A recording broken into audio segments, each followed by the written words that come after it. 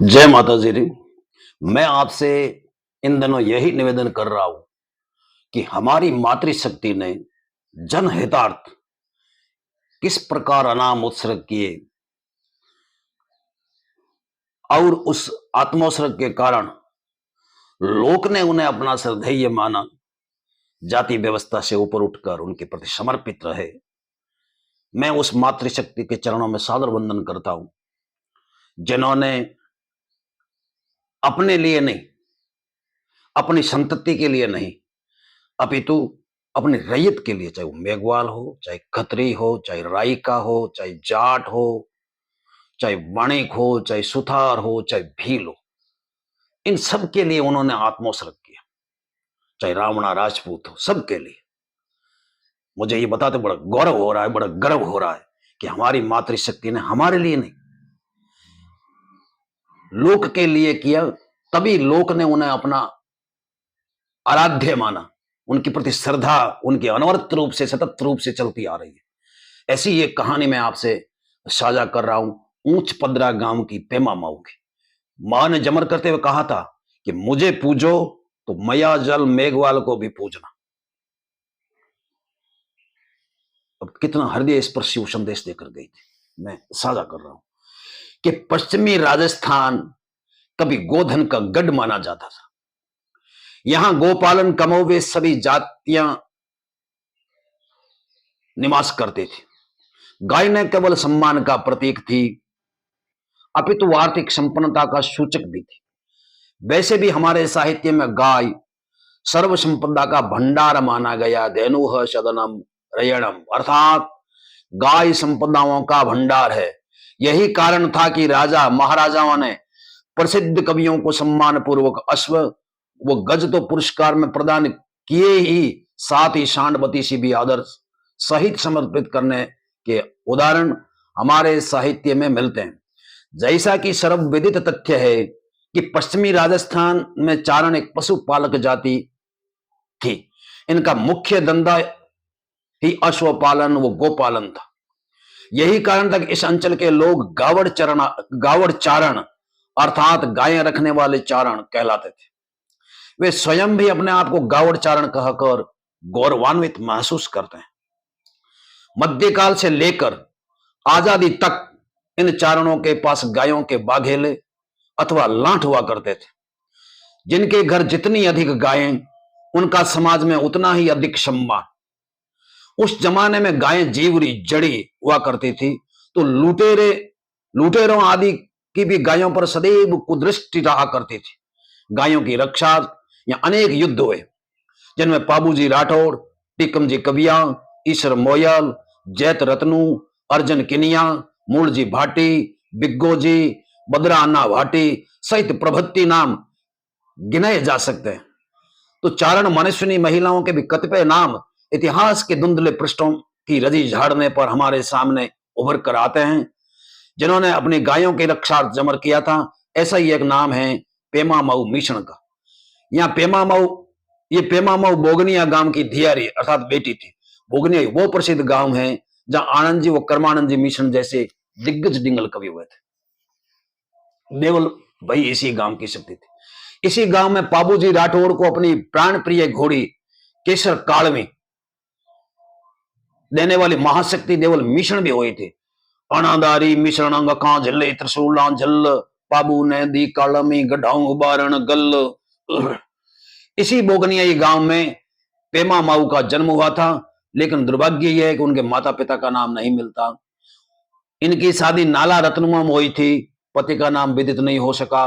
यह नाला उन दिनों मेहड़ू जीवन रोवास, जिसे आजकल ऊंच पदरा कहते हैं, में रहते थे। मेहड़ू जीवन जी भी अपने समय के प्रसिद्ध चारण थे। ये मेहड़ू खिंदारो वास, जिसे आजकल मेड़मा कहते हैं, में रहते थे। उन दिनों किसी बात को लेकर गोगा देवों वो पोखरणों में वैर भाव हो गया था।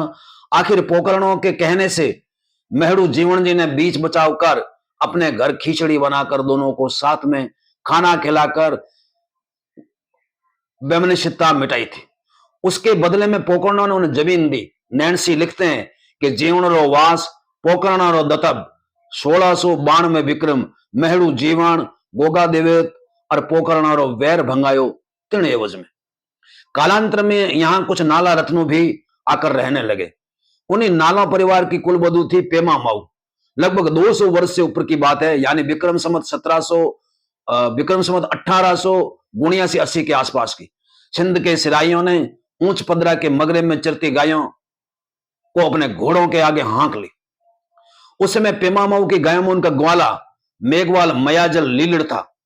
जैसे ही उन्होंने देखा कि गायों को लुटेरे हाँक रहे हैं, वे अपनी डांग लेकर उन लुटेरे को सामने आ डटे। सातिर और क्रूर सिराई इधर एक अकेला मयाजल, वो उनका कुछ बिगाड़ नहीं सका और अपनी अंतिम श्वास तक गायों की रक्षा करते हुए वो गो भक्त व स्वामी भक्त मेघवाल वीर गति को प्राप्त हो गए। जैसे ये दुखद समाचार कुछ गांव वालों को विदित हुआ तो गांव में शोक की लहर छा गई। छोटी बस्ती, कमती लोग, करे भी तो क्या करे। सामने लोग भी कैसे महाक्रूर व दुर्दांत। उन्होंने पेमा माऊ के सारे समाचार देना उचित समझा। 2-3 आदमी पेमा माऊ के घर आए, तब माऊ माला फेर रही थी। उन्होंने माला के मणके फेरते हुए आने वालों से पूछा कि अरे ऐसे मुंह लटके हुए कैसे हैं, की वो गांव में। आने वालों में से किसी ने कहा कि माऊ खोटी हुई, हमारी गायें सिराई ले गए। ये सुनकर माऊ ने अकस्मात पूछा कि मयाजल ने जीती जी गाय ले जाने दी? ऐसा तो वो नहीं है, वो है कहां, दिख नहीं रहा है तो ठीक, या फिर मुझे मुट्ठी लकड़ी दिए बिना ही चला गया। तब किसी ने कहा माऊ वो तब तक गायों हेतु लड़ा जब तक उसकी नकतुनियों में श्वास संचरित होता रहा। हे राम, ये क्या किया। मयाजल मेरे डीकरों से भी प्रिय था। खैर, होने को कौन टाल सका है, गायों का सोच नहीं है, वो जा नहीं सकेगी, लेकिन मयाजल को कहां से लाऊंगी।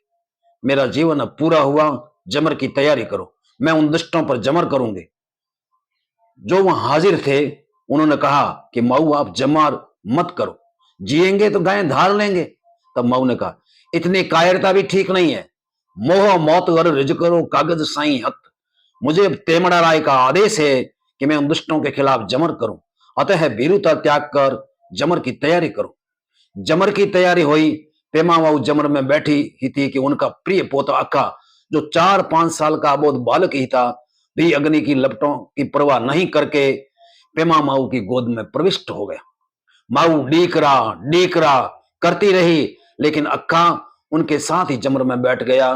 तब माऊ ने कहा कि जो दुष्ट हमारी गायें लेकर गए हैं उनको तेमड़ा राय पहुंचेगी। माऊ ने यह भी कहा जिसने मेरी गायें पहले टोरी और मयाजल पर वार किया वो अंधा हो जाएगा।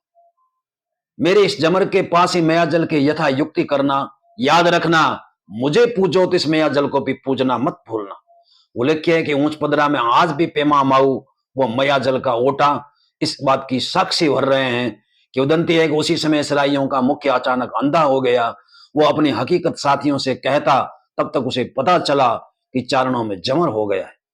उसने डर के मारे गायें छोड़ देने के लिए कहा और अपनी हकीकत बताई। सिराई गायें वहीं छोड़कर भाग गए। सांझ को गायें तो अपने ठैये सर आ गई, लेकिन आज ना गायों को पूंजालने वाली थी और न ही गायों को बुलाने वाला। दूट सिराई सिंधरा वड़ी या जीवन वास, घोड़ा अगड़ घालली तंबा ने दे त्रास। शंके बिना सिराई या इड़ फिर धूसी आय, गाय निखुनो गाड़ियो गेले गाली गाय। मेघवाल मंडियो मरद समो म्याजल सूर, गोरक्षक पुगो सुरग पामी कीर्तपुर। ए संभली पेमा सरवाणा सेवगरी गत साच, दुष्टा ने दुनि देखता रोड़ा जमर राच। मिश्रण नाला मंडिया की धन उजड़ कोम, ऊंच पद्दरे आपसु भल भल होई भोम। ऊंच पद्दरे आज ही साकी साच सतान, जन पेमा जस जापियो करे सायला कान। भोगनी आई बिमल की जहर मिश्रण जात, पिषण जवन पछाड़िया मई धन पेमा मात।